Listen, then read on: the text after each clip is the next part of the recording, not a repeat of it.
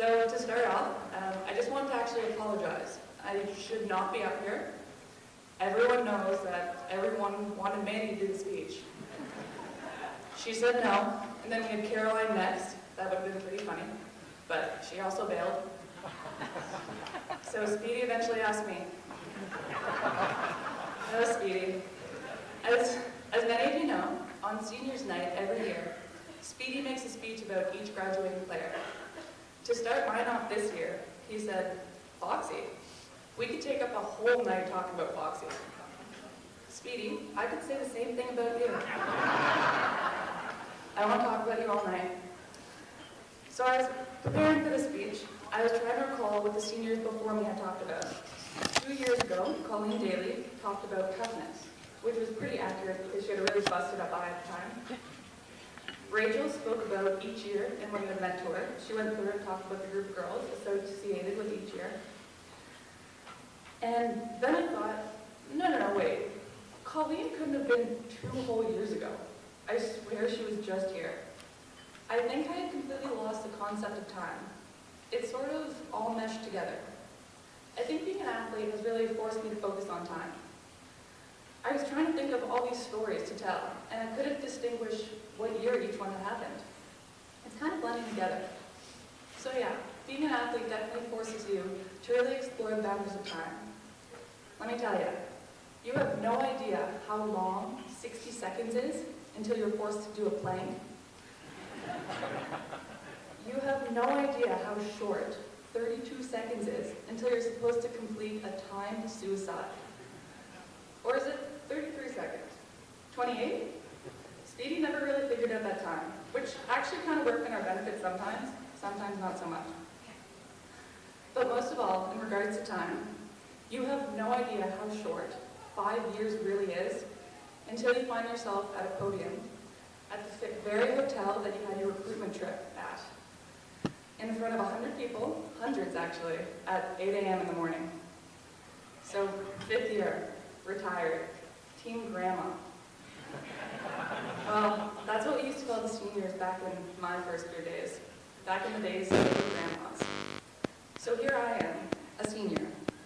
Cool senior? Maybe. Don't get me wrong, I've had some actual really bad back problems, so maybe a bit of a grandma, but don't let that fool you. This year, when I was actually introducing myself to our rookies, I said, yeah, I'm a 5th year, but I have the mind of a 1st year. Sometimes this shows in the locker room, sometimes in general life, and sometimes my 1st year mind shows up on the court. Sorry, Speedy. But I do feel like I've matured, like I've grown. 5 years as a B-Reg will really do that to you. 5 years as a B-Reg will actually teach you a lot. You'll learn about hard work, toughness, teamwork, and pushing your limits. And heart. You're going to learn a lot about heart. I actually have all of you to thank for that. This community, this city, who carries its athletic program on their backs, has taught me so much about heart.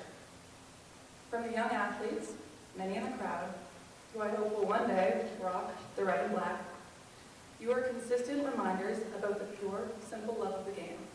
Never let that go. To the general crowd, most I will never be blessed enough to know your names, but you have truly shown me heart. You have provided a stage to perform on, to introduce on. You scream and you cheer, and yet you can also allow for a group of hundreds to fall silent if one of your players takes too hard a hit and goes down, because you are genuinely concerned if she's okay. To the alumni who have accepted me as part of your family, a V-Red family, you have shown me what it means to always represent your school, because you are a crucial part of this program, even well after graduation. To my team, the ones within the crowd, and those who have come and gone in the whole 5 years I've been here, they have definitely taught me a lot about heart. You know, guys, we win together, we lose together, and we puke together. For those of you who aren't aware, I'm not referring to pushing your limits, in cardio or weight session, though that has happened. I'm referring to a trip we went on earlier this year. One that won't be easily forgotten, a trip where we were given the witch's curse. You see, we were traveling to Salem, a town in Massachusetts, where all the witch trials occurred. Anyone know it? Man, did those ladies know we were coming. En route, to start off, we had a first year puking. And quickly, the curse really spread throughout the team. I mean, vans were pulling over mid-highway. Hotel rooms were quarantined, cut off, just put the sick ones in there. And yes, our very own coach, Mr. Jeff Speedy, also got hit with the curse. To our amusement, it happened during a game. But you know what? Good on you, Speedy. He stood tall, strong. I mean, we won. John Richard was actually in attendance for that trip. I bet you were really glad you made that roadie, eh, John? So yes, reflecting back, a lot of standout highlights came from road trips. Literally, a brighter trip that comes to mind, again, one John Richards was in attendance, but we were also blessed, again, with the legend himself, Rick Cotter. This is rare, but blissful for him to tag along. Mind you, this trip must have been a bit more crowded than usual because we were going to Miami, good old Florida. But you know what? It was pretty good.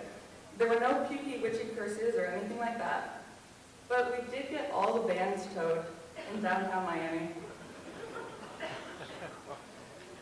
But you know what? It was fine. Cotter was pretty happy. More time on the beach.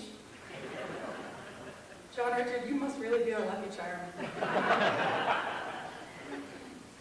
Actually, recently, a much smaller scale trip, Coach needed some of his players to attend an alumni dinner in St. John. 3 of us went, including myself.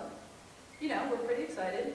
Get to dress up, free food, listen to some speeches, it'd be fine. We're good. And lucky Speedy has 3 great dates. Happy. So he drives up, Coach Speedy, happy as can be, big old smile, in a big, just bright red minivan. So happy, and we're like, oh, such a dad. He's even like, come on, kids. Now, he'll tell you that he's a cool dad, but he's a bit of a dweeby dad. But it's okay, Coach. So we go, and the night's amazing. Some impressive alumni are really honored. It kind of gave me some pride, actually, and excitement to join this welcoming group of people. So we're eating, and Speedy asked me the big question in regards to the breakfast. What's your speech about? I was like, I played it off, though. I told him that it was a secret. I couldn't tell him.